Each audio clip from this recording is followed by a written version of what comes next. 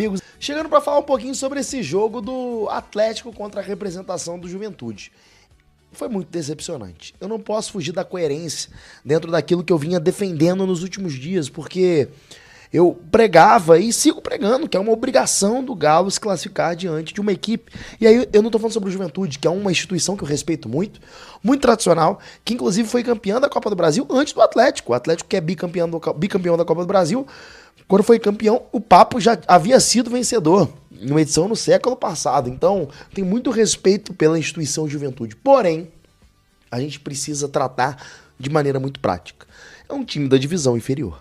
E aí eu não posso banalizar o fracasso do Galo em um empate de 0-0 diante do seu torcedor, que aliás, num sábado à noite, nos embalos do sábado à noite, marcou muita presença na arena e se decepcionou diante de uma atuação pobre do Galo, paupérrima do Galo. O time do Atlético não produziu nada. O goleiro Jandrei do Juventude, que é um goleiro que historicamente é conhecido por ter limitações evidentes e flagrantes debaixo do arco, saiu do jogo grandão, porque não trabalhou nada, não trabalhou.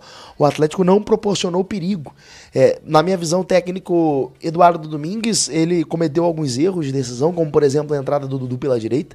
O Dudu é um jogador que eu particularmente gosto e eu acho que num cenário como esse contra o Juventude, em que o Galo teria que ser propositivo, jogar num espaço curto, e o Dudu tem o drible curto, tem a finalização, é um jogador com capacidade de proposição, ele seria alguém útil, porém pela esquerda, que é onde a gente viu ele brilhando na sua carreira, como um ponto invertido, trazendo o jogo pra dentro.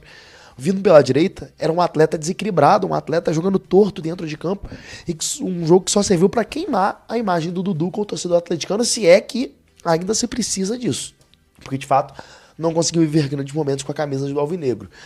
Além disso, no segundo tempo, errou nas mexidas na minha visão. A entrada do Preciado para fazer o corredor na direita ali junto com o Minda, os dois ocupando o mesmo espaço. Dois atletas que precisam de espaço para poder jogar, ou seja, jogadores de passada larga, que precisam ter profundidade. Isso o Juventude joga com a linha abaixo, as costas da marcação é o quê? A linha de fundo. Então, eu acho que o Domingues foi muito infeliz nas escolhas prévias e também nas escolhas durante a partida. E por conta disso, o Atlético acabou ficando apenas no 0-0 com o time da segunda divisão e por isso vai ter um desafio tremendo nesse meio de semana, uma jornada que a gente vai transmitir nessa terça-feira. Estarei nos comentários desse jogo e eu preciso ser muito prático com a galera. Para mim é obrigação o Galo se classificar diante do Juventude. Obrigação. Se não vencer, tratarei como vexame e pedirei cabeças no programa de quarta-feira. Eu tô antecipando. Se terça o Galo não se classifica contra o Juventude, estarei pedindo a demissão de Eduardo Domingues aqui na quarta-feira. Não consigo tratar de outra maneira. Mas eu acredito que o Galo vai passar, porque o Juventude é um adversário frágil. E, para além dessa obrigação, o Galo tinha necessidade de vencer em casa, porque no Alfredo Jaconi as coisas costumam ser literalmente nebulosas. Tô preocupado com essa semana de Copa do Brasil do Galo, meninos. E vocês?